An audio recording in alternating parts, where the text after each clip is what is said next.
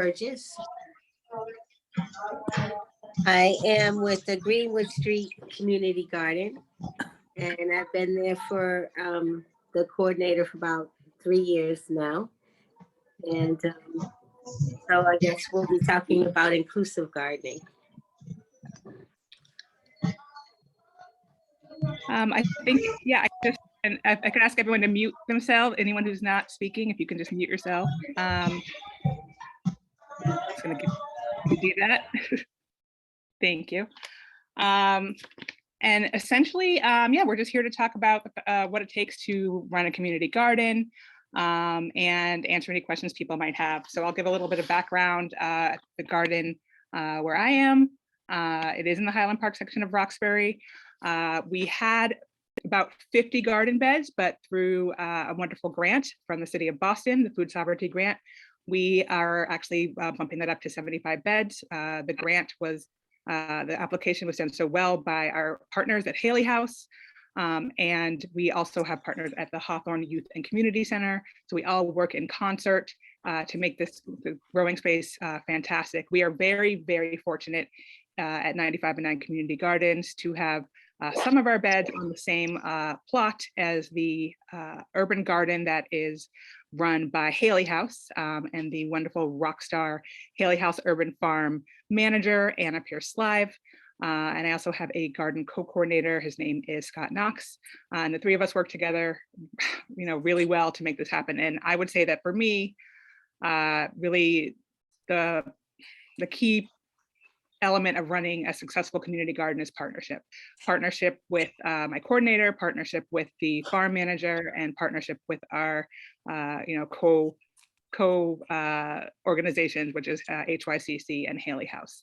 And I can just start a little bit about, being more inclusive really is about a lot about our outreach, how we're reaching people. When I began coordinating, which was I think now 3-4 years ago, I will say that the garden space was sort of, if you showed up and there was a bed free, you kind of grabbed it, and there wasn't a lot of organization going on. And also it was it was very segregated. So there were about 20 beds in the farm space, and then around the corner at the community center, there were about 30 beds. And we found that our elders and our neighbors of color seemed to be at the community center, whereas younger white residents were at the farm space. And we actually found that a lot of our elders and a lot of our community members of color would say that they either did not know that the space existed, or that they thought they were not allowed in the space. And so really made us think about, we had thought that we were doing great outreach and communication, and we realized, a lot is in what you say, but a lot is in what you don't say and who you don't invite. So we really decided that we had to have a different way that we were reaching out. So we, a lot of the ways that we talk about what's going on, there is a way to post right at the garden space to let people know how they can become more involved. We did end up creating a Google group so that we could actually communicate with everyone. All gardeners could be in communication, but making sure that we're emailing, calling, texting, and knocking on doors. And what we found was the most important, talking to your neighbors. When people were just walking by the space and commenting on it, inviting people into the space. This is a space where whether or not you have a garden bed, you are included and invited to be a part of the space. And in part of, we have special events, we have special education events around soil, around mulching, around composting, and we invite the entire community. Making sure that everyone feels ownership in the space, and then also making sure that people know exactly what they need to do if they want to get a garden bed. So I'll just start with that, and if anyone has any questions, or if Renee would like to add anything. Yeah, so just a little bit about my space. It's very different than her space because we're very small. We have about 12 plots in our space, and we do have a fence, and it's locked, and we're in a very busy area. So it's on Harvard Street, it's Harvard and Greenwood.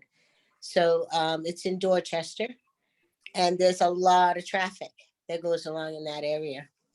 and trains go by all the time. And, you know, it's just a really urban area. So the whole thing about being inclusive is a little bit of a challenge because, as everybody knows, gardening's hard. It's, you know, it's not easy. You have to get out there and you have to work your plot and, you know, make it produce. And it's a lot of work. So to have it not locked every night, I think would put the gardeners in jeopardy of their space and the use of their space because of how heavily trafficked the area is. So to be inclusive, yeah, I think you just have to be creative, really. And one of the things I found really useful is taking advantage of the workshops that the trustees offer, and just making sure the community knows that they're invited out to it, and letting them know that by, you know, telling people what when they walk by, having have a poster out, you know, and it's really just talking to people as they walk by, honestly.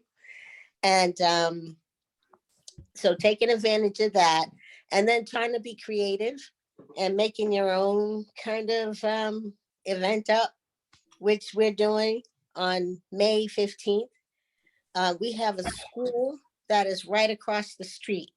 It goes from kindergarten to grade 8. And it's directly across the street. I mean, right there. And that's how heavily trafficked that area is. So, and it's a lot of grades in that school. It's a bilingual school. So we're going to partner with them in May with the trustees. And we're going to have a little recess, kind of a learning recess festival for the kids. So we're going to give them a choice. I work at Blue Cross Blue Shield. And so I drag Blue Cross in on this too. And what we're going to do, so this is just like what I mean by making things up to invite the community in.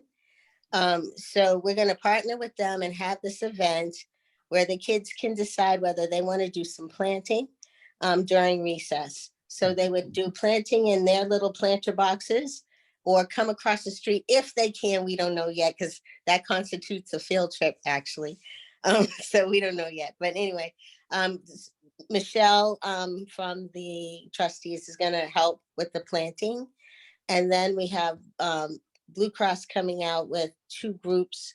One's called Playworks, and they work with kids, and they play environmental games. I know, yeah. So they're going to do the environmental game piece. And then the last thing is Blue Cross Director of Environmental Justice is going to give a little talk to the kids about environmental justice, and they're going to do a poster, and then we're going to judge. The community's going to judge. So that's, you know, what we're trying to do to make them inclusive, but keep the gardeners kind of still be safe in their area. You know, I would love to have it just open all the time for people to walk through, but I don't think people wouldn't feel comfortable in there doing that. So, you know, I just say being creative with ways to bring the public in and taking advantage of the things that the trustees offer, you know, like the workshops, things like that. Absolutely, I agree for the need to be creative, especially, you know, and to be adaptable and to make decisions that are relevant to your space. Because yes, Renee and I have very different garden spaces, and we're both, you know, working to be creative to work within, you know, sort of the confines of what those spaces allow. I'll also just, you know, echo the importance of events. I alluded to some events that we have around education and workshops, and we also have events around work days. So sort of, you know, topping the beds off with soil. Of course, this year it'll be filling the beds with soil because they're going to be 75 brand new beds. So we're inviting the entire community to come and do that. We're inviting some, you know, volunteer groups, some corporate groups, some groups of youth. And we also have 2 schools in the area that our farm manager works with very closely. And so that's been really great as well. I don't know if anyone has any questions, any burning questions.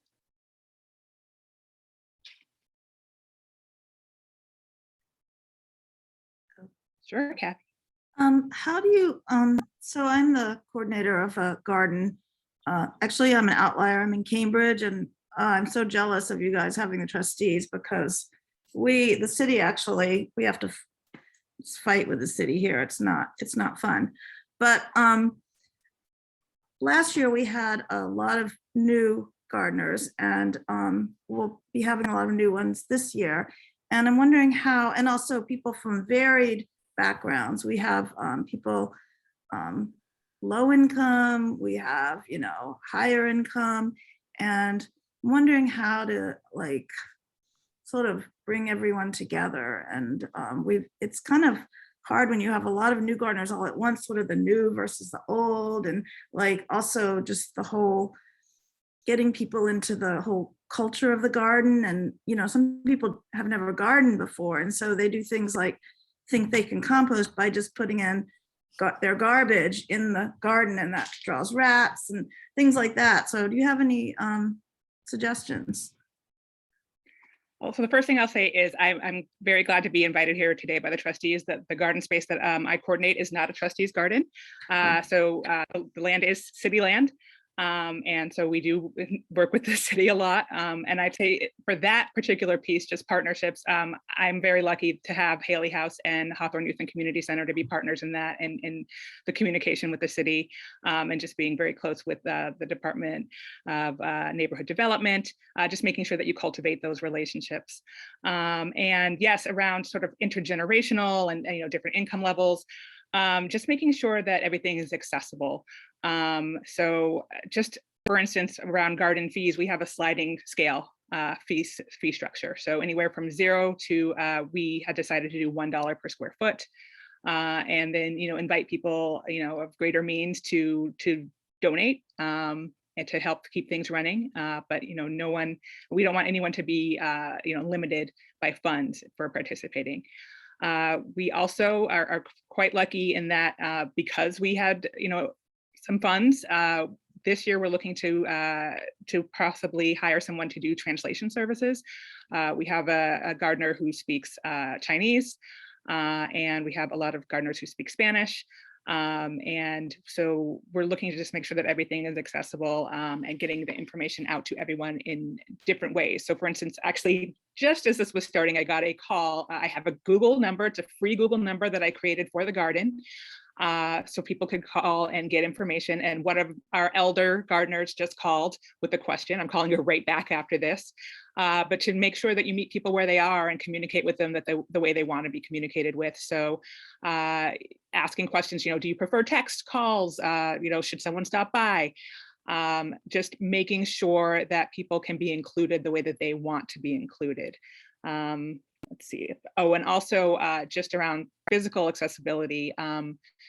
Due to this grant, we do have the ability to, kind of change the paving and to make sure our pathways are even. And so that's really something that we're very fortunate to do. But there are other ways, if you don't have a grant right now, or if there's something else, just to reach out to people, ask what they need.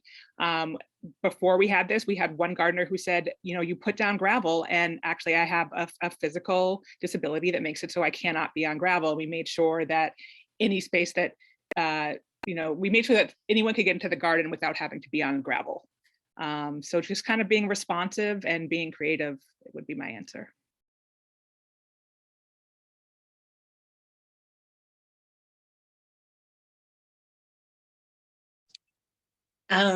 I just to add to that, agree about being responsive, because different people in the garden, I have to approach them in different ways. There are some people that don't go on Zoom or don't go on the internet, don't even have email in our garden. And there are some people that's the only way that they do business is, through the cell phone. So, and there's some people that I will have to call on the phone. There'll be some people I have to go knock on their door. So luckily for me, my garden's small, so I can actually take care of that. But in that way, but it is, the concept of meeting people where they are. I'll also add, you had talked about, people being at different knowledge levels about gardening. So we do have, for the folks that will engage with, stuff online, we have a shared Google folder, which is for gardeners, that has a lot of resources. We have a piece on invasive species and how to recognize them and how to dispose of them, responsibly. We have a piece on composting, which really does detail, what can and cannot go in. We also have composting on site. In fact, we have it was basically 3 different sites. The farm itself, which is the peak of compost. I invite people to go to the 95 Thornton Street farm and see just compost in its glory. And then the garden compost on that particular site is sort of like mid-level. It's, kind of amateur gardeners figuring it out. Then we have the very beginning stages at the other site. And just making sure that you have that information available to people in ways that they can access it. And the events. So we had an event that was on soil health, invited everyone to come. We had an event that was on medicinal plant in the garden. We had an event on learning how to do sheet mulching, and we had an event on mushrooms where we actually made a mushroom bed. So things that are creative and exciting, but also, people can come in with their, current level of knowledge and share. And also a really important part is that making sure that communication is available, not just communication with the coordinators, but communication amongst other gardeners. One fabulous thing that happens is that once people go on vacation, they have the ability to kind of post in the group, I'm going on vacation, this is my plot number, could somebody water, could somebody take a look at it? And that's been really, really helpful. We have a number of questions. I see Bob. Thank you. Yeah, so I'm kind of like the assistant coordinator at Nightingale in Dorchester, which has 136 plots, 7 different languages. More than half the people don't have internet, don't use the internet. So the communication piece is really been difficult over the years. And I love the fact of having Google Docs available for people to look at, but it just is that's been that particular aspect of things has been really difficult because it's so many people to contact by phone, those who don't use the internet. And so that's been a challenge, and we're going to work on it a little more this year. It's, obviously the pandemic has set things back a lot. But that's something I think I really want to work on this year in terms of making things more inclusive, because we put out messages about stuff, and if 10 people see them and get to them, that's great. And of course the translation stuff is really important too, and that's having those things in translation seems like it's a critical thing. Now the trustees have been very helpful with all that, but it's there's just only so much they can do. So I just appreciate hearing these perspectives on things, and gives me things to think about. I personally don't like doing phone calls, so I have other people on our list who will do the phone calls. But we do need to find out.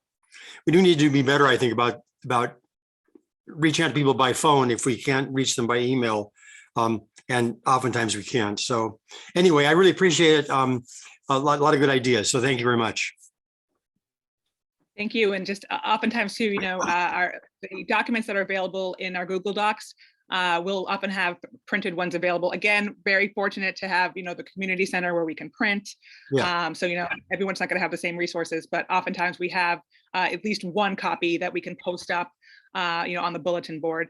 And translation services, professional translation services are expensive. But looking for resources within the community, and if you're able to offer some sort of stipend, or if you're able to offer a garden bed, something like that, just looking for the resources within the community. For instance, you have a resource of other folks who are happy to make phone calls. Yes. So yeah, creative in that way too. Yes. Thank you. Daniel. Yeah, hi. I just had a real quick question about, you mentioned a mushroom bed. I just started growing mushrooms for the first time last year, so I'm very excited about it. I'm just curious what kind of mushrooms you planted. I believe we did. So we have shiitake logs that are next to the bed, and I'm going to confirm. let me check for you and see exactly what we did, but we do have shiitake logs, and I will confirm what the bed was. And I think I want to give Renee a chance to contribute if she wants to about the communication piece.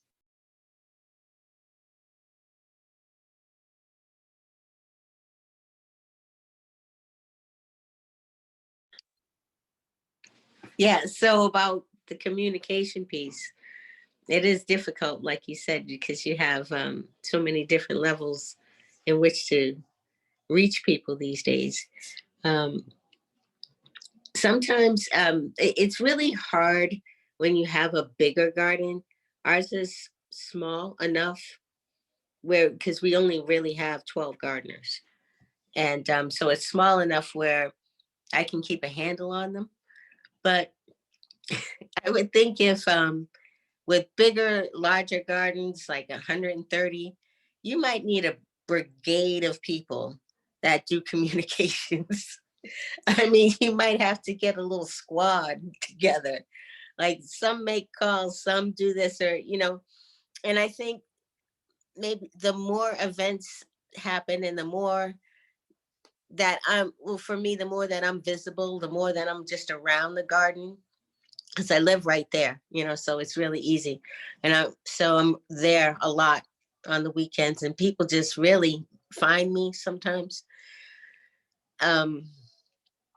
So I don't know with the larger groups. I think I hear you about the difficulty of that. Maybe just get some recruits together and, have some do phone calls, have some pass out flyers, and then have some do internet.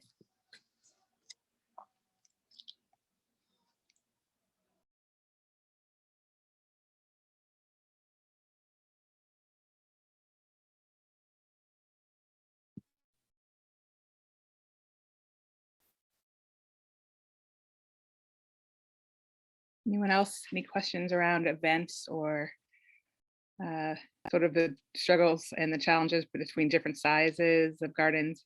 Again, I am going to advocate for having partners, whether it's a gardener who can help you out or other coordinators. That's been key. That's the way we've been able to get that done.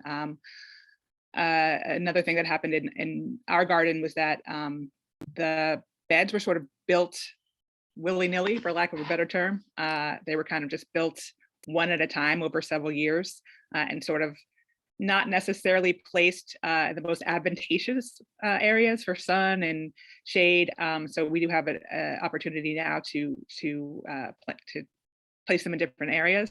But we drew up a garden map because that was a way that we could say, this is where this bed is.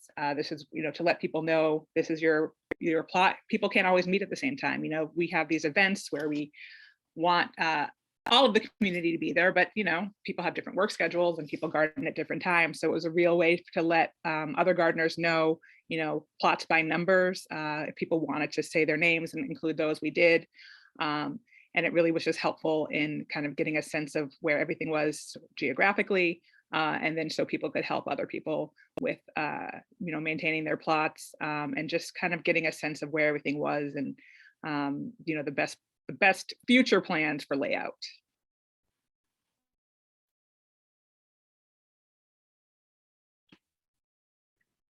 Can I ask another question? This is kind of specific, so if it's too specific, just tell me. But so in Cambridge, we've asked the city for various things, and the city has not given us what we've asked for. But instead, this year, they decided to give each garden, and no matter depending if the garden has 40 plots or 8 plots, $250 from a local gardening store. Now, these local ones are pretty expensive, but I understand wanting to support the local businesses. Do you have any ideas for like something? We have like 40, 50 plots, and $250 divided by all those people, and all the other garden coordinators have quit. I'm the only one left. So I'm trying to figure out, like, what should I even accept this? What am I going to do with this money? Does anybody have any ideas of something I could do? Maybe I could hire someone to, no, that wouldn't be from a local. Anyway, just a question. Does the money come with any stipulations? Just curious. No, well, no, just $250. So far, they've just told us that we can choose from 3 local garden centers. I'm seeing in the chat a suggestion of surveying the gardeners to see what is collectively needed. Good point. Yeah, that's a fantastic one. We actually just had a huge community meeting last weekend around this time, around letting people know what our plans are for the food sovereignty grant. And we included a poll within that. Also, again, around accessibility. I recognize the privilege that our garden space has, and having the farm and having the community center and having Haley House. But we did have the ability to have some of our teen farmers knock on doors to make sure that people were aware of the meeting, to see if they needed any help, if they had access to the internet, if they needed any help getting onto the Zoom. And if they actually needed to have access, we had set up computers where they could actually access the meeting. Also, we recorded the meeting and made it available to people. And then for all other folks, just, a couple other folks we were able to get on the phone with. But that's really important to get feedback and to actually have open communication, and to have, not just lines of communication between the coordinator and the gardeners, but the gardeners themselves. I'll just repeat that. And I really love that idea. I love that idea of surveying the gardeners to see what they need. Thank you, Jen. I think that was Jen. Oh no, yes, it was Jen. Thank you. And I'm going to read in the chat again, and I think Renee might have something too, but I'm going to read our community garden. It says, our community garden has a lovely apricot tree that everyone can pick from. Collective plants might be one way to spend money for the good of all. Yeah. Okay. And Elizabeth has asked, has anyone had luck with social events for the gardeners? I feel like Renee has had a lot of luck.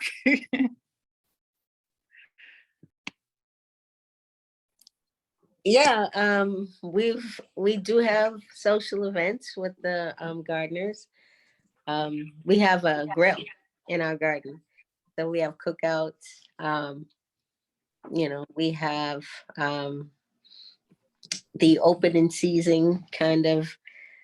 We have music going, and we have people out kind of come out and help each other and plant at the same time. So it's kind of like a welcome back kind of party. We have a harvest at the end of the season. We do it again, and then just throughout the whole season, we just have little kind of workshops from the trustees, which is where we have a lot of gatherings, and yeah, we have a lot of fun in there as well. But like I said, it's a bit easier to control when it's not so big,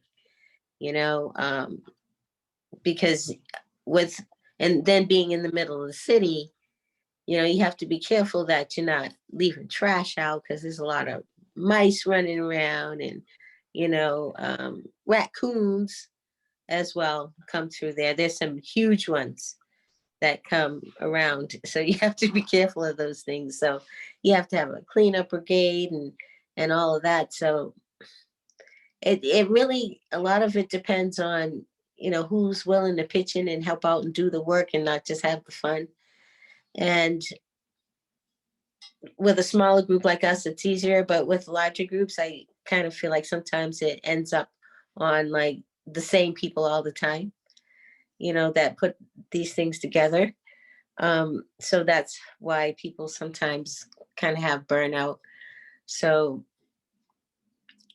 I'm always for setting up little groups of people, even in my unit, like 2 or 3.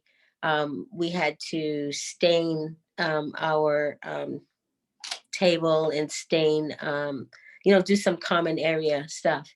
So, assign it to 2 or 3 different people.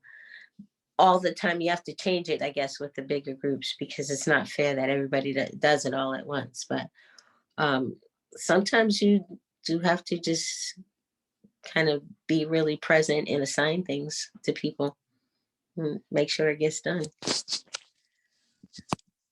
Agreed. And on the importance of signage as well.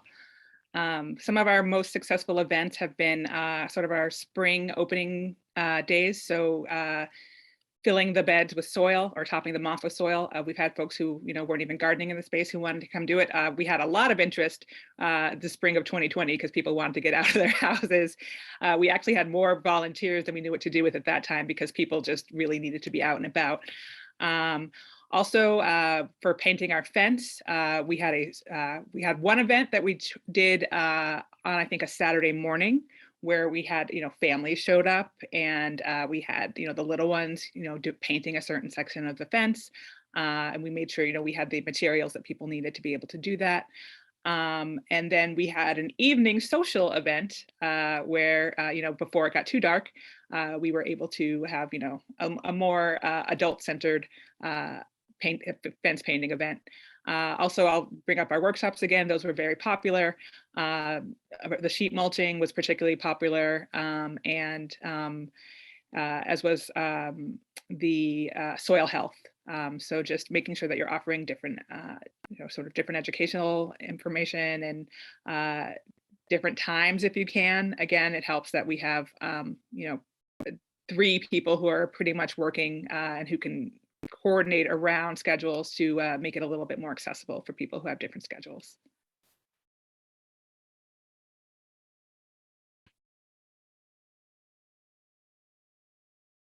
Kathy is saying that before the pandemic, we had path weeding events. Yeah, that's great too. At our space, we do have sort of a list of things that need to be done on a weekly basis, and we ask people to sign up. So that's mowing and weeding, and we make sure that we let people know what areas need to be done. So we do make sure, once we have everyone together, we kind of show the area. If we can, we flag off the areas that are that we're talking about.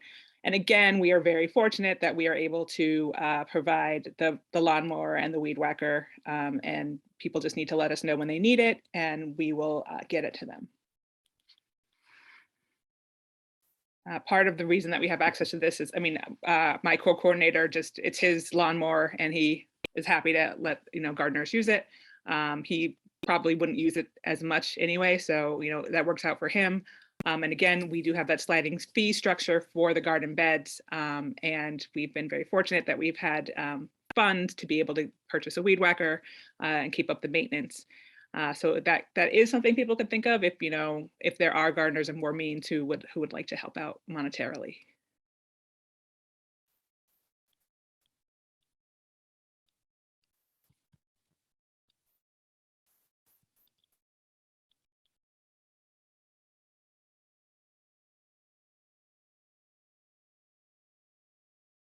I think people might be popping into other sessions, but again, this is kind of informal. So if people have any more questions, anything if you think it's even very specific to your space, I think we're happy to at least hear it, and maybe everyone here can join in. I like how people are contributing in the chat with ideas.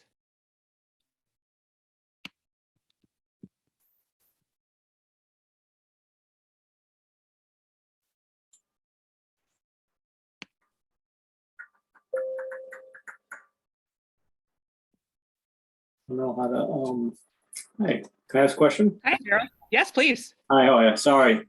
I've been in and out, but very interesting stuff. So I'm part of Charlestown Sprouts Community Garden in Charlestown.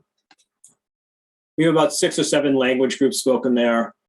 It is pretty challenging. Things are going better than they had been, but we do various different things to try to communicate through texting and emails and postcards that are translated and all these other things. But you mentioned that you have a sliding scale as part of your member fees. Is that what you mentioned? Yes. Can you explain that a little? Yes. So previously, I'm not entirely sure how they were doing it before. I kind of saw everyone was paying the exact same amount before, and it just wasn't equitable because there were different sizes and people had different income levels. For seniors, we were saying just $10 flat. So we made the decision, I think it was 2019, anywhere from 0 to, we figured $1 per square foot of for the plot made sense because again, we had varying sizes. I mean, some were huge. And so to have this person with a 4x4 bed paying the same as somebody who, had like literally like a 10 by something bed just didn't make any sense. So we did 0 to, $1 per square foot, depending on the size of the bed.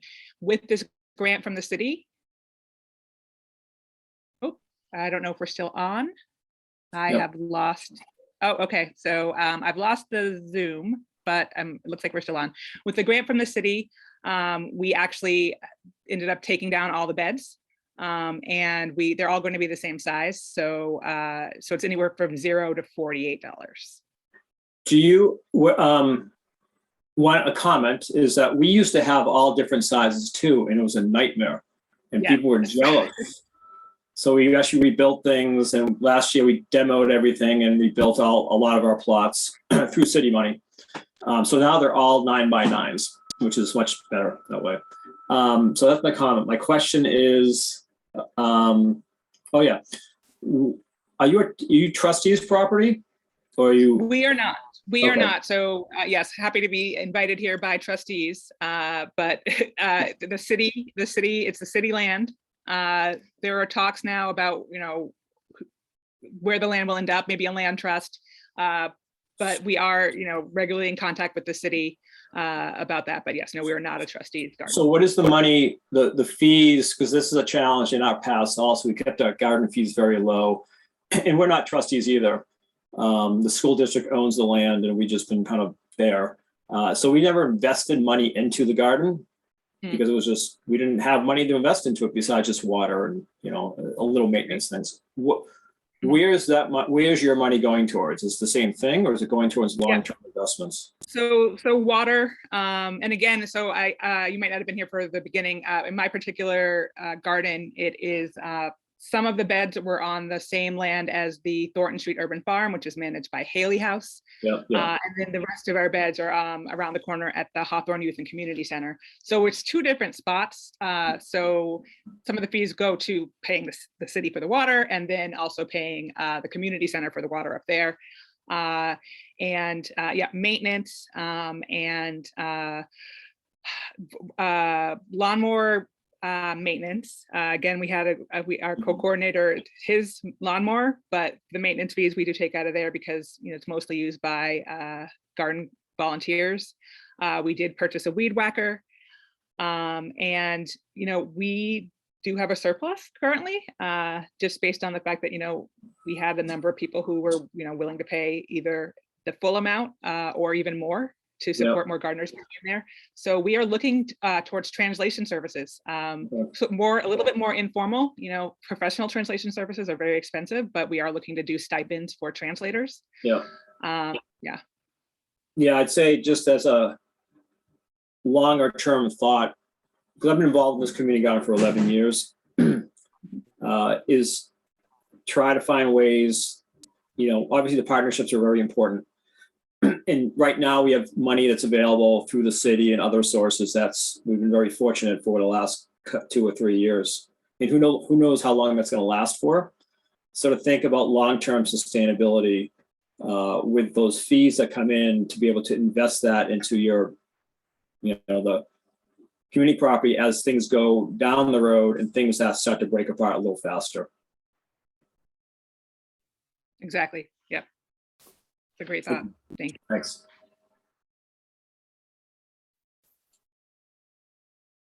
Let's see, no fees in Cambridge, but the city does not really maintain the gardens after they built them. Yep, agreed. We're completely responsible for maintaining the garden beds. And I will say many of them were in disarray. That was another thing that was just not equitable, that people were paying the same amount for different sizes, and some of them were falling apart. So again, very, very shortly, we'll have all 75 beds, the same size built. One thing that's different is there'll be different elevations for different accessibility needs. And there won't be a difference in price there. We're just asking people, if you are requesting an elevated bed, let us know. But yeah, we're very happy. Also, another fortunate partnership is with Youth Build Boston. Youth Build Boston is building all of our beds. And, yes, it really helped. It's fantastic because Youth Build gets to do a build project. And we get the benefit of having, expertly built beds that are, overseen by professionals. Okay, we have a question.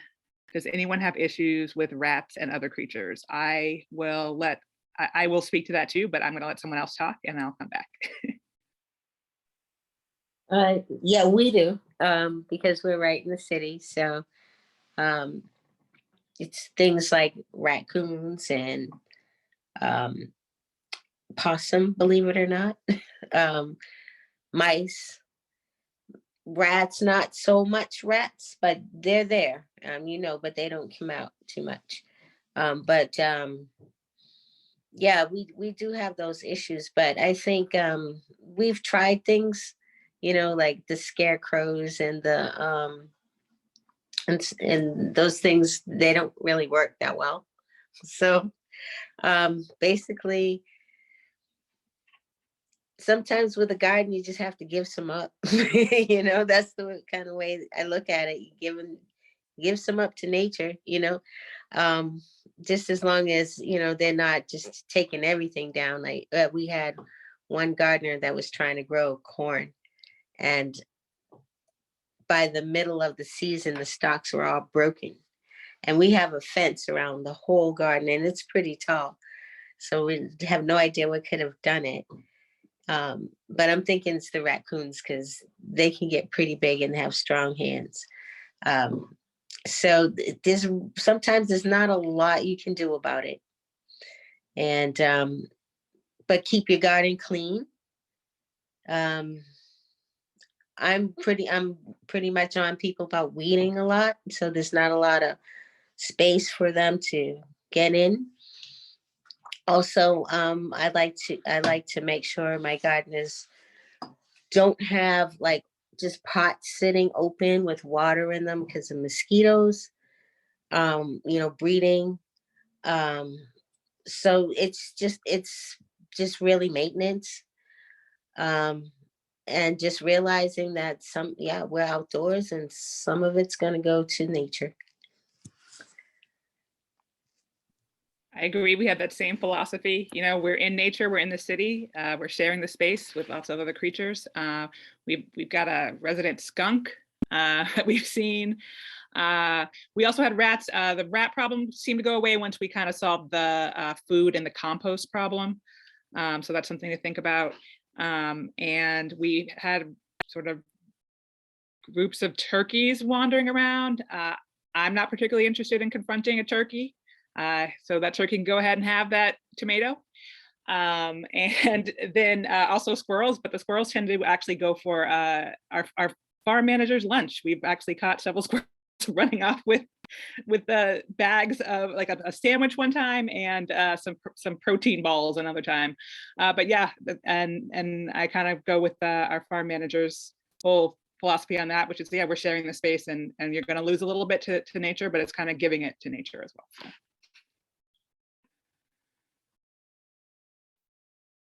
Okay, so the session will be closing out shortly. So if anyone has any other questions or comments, now's the time.